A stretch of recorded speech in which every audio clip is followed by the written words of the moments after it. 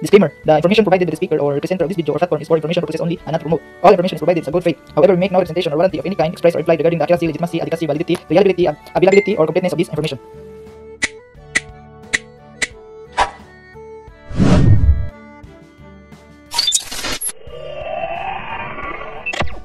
Hello guys, welcome back again to our channel. For today's video, we will have a simple tutorial about this free earn application na pwede tayong kumita ng pera gamit lang sa paglalaro. So kung wala pa kayo nito na application, maaari niyong puntahan sa comment section or description. Doon ko po ilagay ang link para ma-download niyo rin itong application. Bago ko po ipakita sa inyo kung paano po ako mag-withdraw dito sa application na ito at kung ilan po ang minimum na ma-withdraw natin, ay unang-una po ay maglaro muna tayo kung paano po tayo maka-earn ng coins para ma-convert o ma-exchange into real cash. So madali lang po ito laruin, pindutin lang po itong adventure. Ito po. Pagkatapos i-pair lang po natin yung mga or banana. Yan, i-pair lang po natin about isa para ma-complete natin ang level.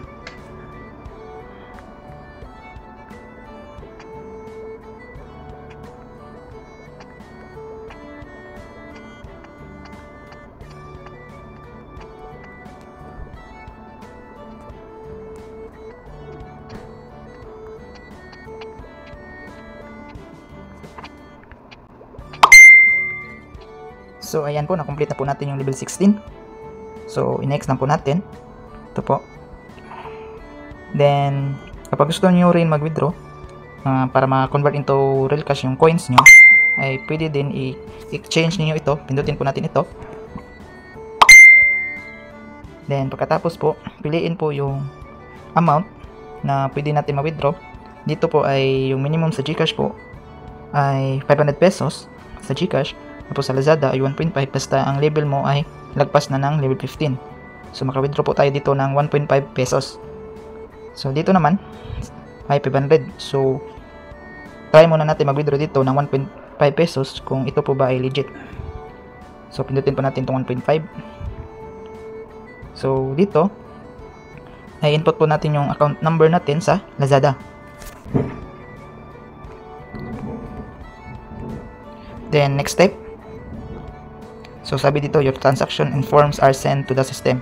Your payout account will be received transfer within 3 working days. Please patient, enjoy the games. So confirm po natin. Tapos tingnan po natin itong record. So ayan po.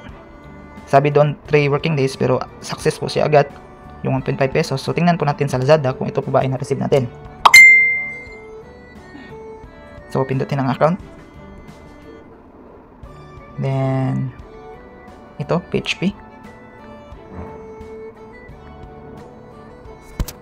Then itong transaction history.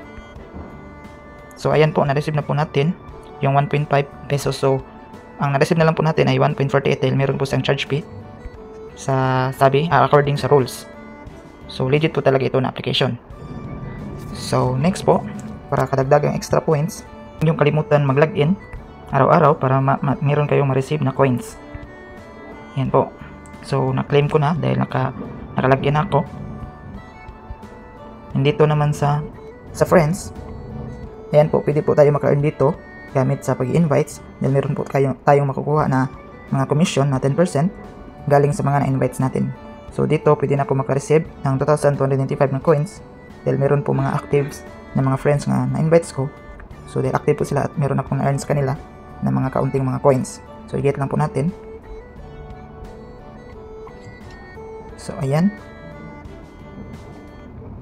Then ito po yung invitation code ko. Kung naka-download na kayo nito na application, pwede nyo itong gamitin para makakuha kayo ng extra coins din. Kung saan po ba ito ilagay, pwede nyo itong pindutin yung activation, tapos ilagin nyo dito yung code, tapos confirm. So meron na po akong na-login, kaya nakakuha po ako ng 1,500 coins galing sa inviter. And next po, itong remaining or task. So dito po pwede natin i-complete yung mga level para makakuha tayo ng mga coins kapag active tayo maglaro at mag-complete ng mga tasks. So hindi ko na lang po isa-isahin. Kayo na lang po ang mag-discover sa mga anumang or gawin. Itong remaining o itong challenge. So dito naman po ay kung sa mga invites po ito, kung active sa paglalaro. So meron po tayo makakuha ng 400 pesos At agad-agad natin ma-withdraw ito kapag mag-invites po tayo ng 500 friends. So pwede po tayo maka-withdraw ng 400 agad kung active. Tapos kung 1,500 na friends, may 1,000. So marami pang iba. So kung magaling po kayo mag-invites, so pwede po ito sa inyo at mabilis po ito sa iyo na ma-withdraw kung magaling po kayo mag-invites. So ang pag-invites po ay optional lang. So mas mabuti rin na mag-invites po tayo or sabayan po natin na mag-invites para mabilis din tayo maka-withdraw at makaipon ng coins. So sana meron kayong natutunan sa video nito. God bless! Visit us my YouTube channel, Juni Agatano, and click subscribe and notification bell to keep you updated on my videos. The videos I upload about personal blog and finance. Thank you so much and God bless.